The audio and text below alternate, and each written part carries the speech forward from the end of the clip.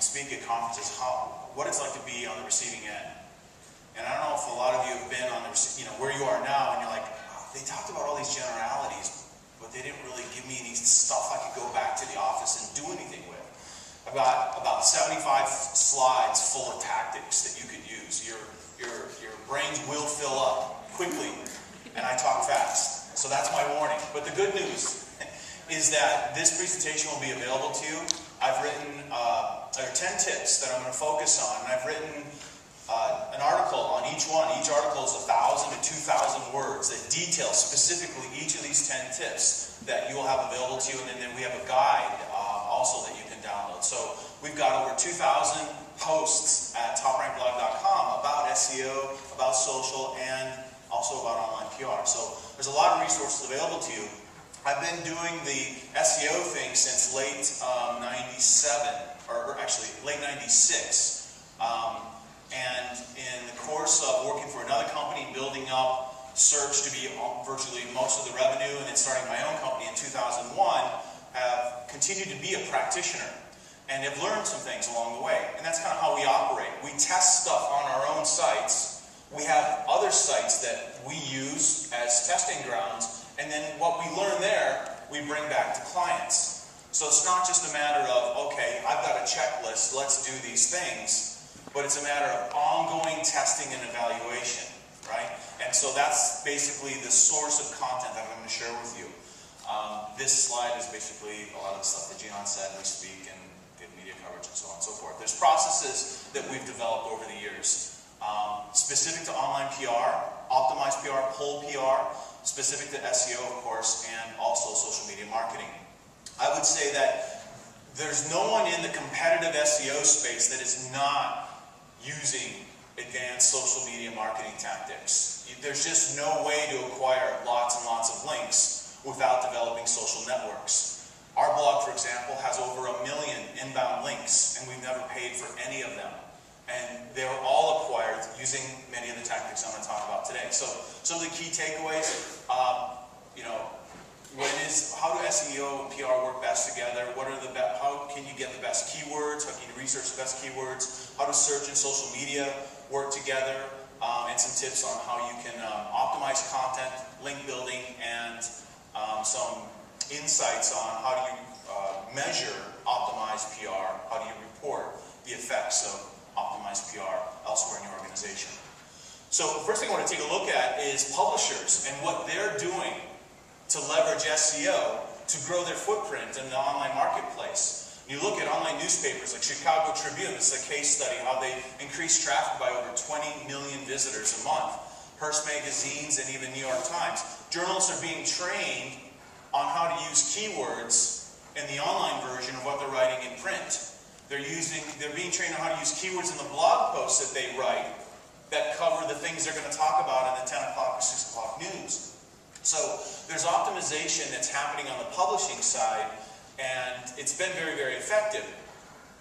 Not only do journalists use search to market their own content, but of course they're using search to do their job. The question is, can you be found where they're looking? And that's really the critical question to answer. TopRank does a number of formal and informal surveys with folks that we're connected to in the media, and they give us some really interesting stories and insight about how they use search and social to do their job. And I captured a couple of them here. One is from John Gordon from National Public Radio. He says, I use search on almost every story. I use social networks to find additional sources as well as for story idea generation and story feedback. So there's an intersection between search and social from the media when they're sourcing stories, looking for subject matter experts, looking for those last-minute people they need to complete a story on a deadline. Another example is from Jason DeRocha, a CBS TV reporter in Minneapolis. He says, every story or every day, I begin every day at a search engine. It doesn't matter what story I'm working on, it always begins with a search, right? So understanding in the search business, in the search optimization business, we're usually hired to optimize product content so people that are looking for things to buy will find it and make a purchase. But with news, that's a different audience. We're talking about optimizing news content for journalists, and the outcome is a bit different. Oh, there we go. There's David. This is the quote, by the way, David, that I've been using for about 2 years from yours, and I'm sure these numbers are higher now. David says, I've received over 25,000 email story pitches over the last 2 years. Product solutions, tech innovations, and so forth. How many have turned into stories? None of them. I go to the web and search for information on the topic that I want to do a story on.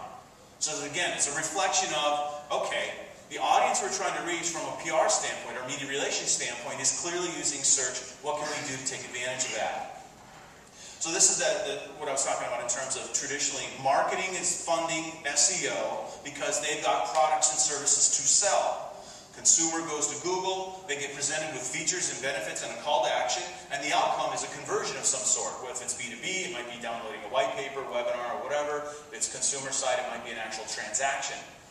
But when we're talking about news content, that's obviously different. So here we have someone who's using Google to search or some other search engine, and they're doing research. So what they're looking for isn't to be sold on anything. They're looking for signals of credibility. They're looking for trends. They're looking for data. Things that they can actually use to do their job. And the outcome is a bit different. It's a conversion, but it's more of a persuasion conversion in that it's the person who gets found through search and it gets used in the story could be a trusted source that PR or that journalist keeps going back to over and over again.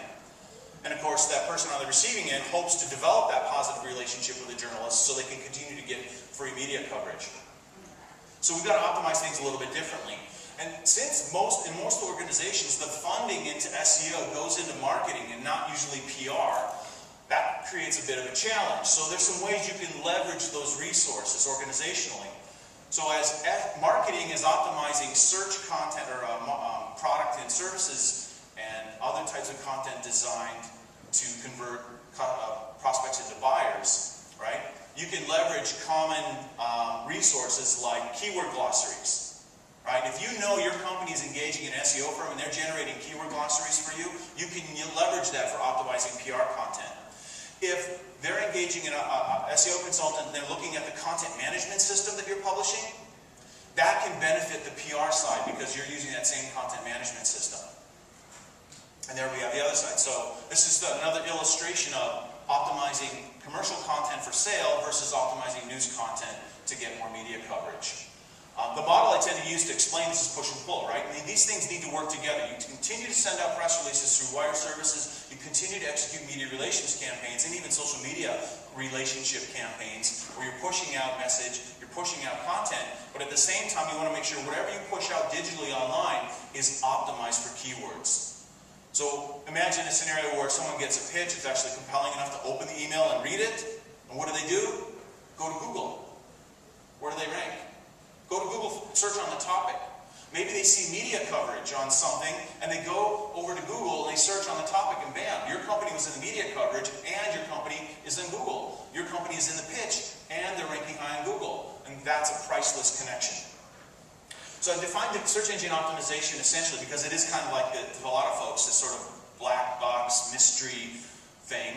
It's basically just a set of methodologies to make it easier for search engines to do their job, right? And what search engines do is they make a copy of the web and they deliver it to you in a sorted order. That's what search engines do. I think in the mix of things, it's also important in terms of demonstrating value for the PR group or PR initiative to the overall organization is to know that SEO is, according to the Forbes Ad Effectiveness Survey, the most effective tactic for generating conversions. So if public relations folks can optimize their news content, increase media coverage as a result, and show how the PR effort is lifting the marketing objectives, that makes PR seem even more, be even more valuable.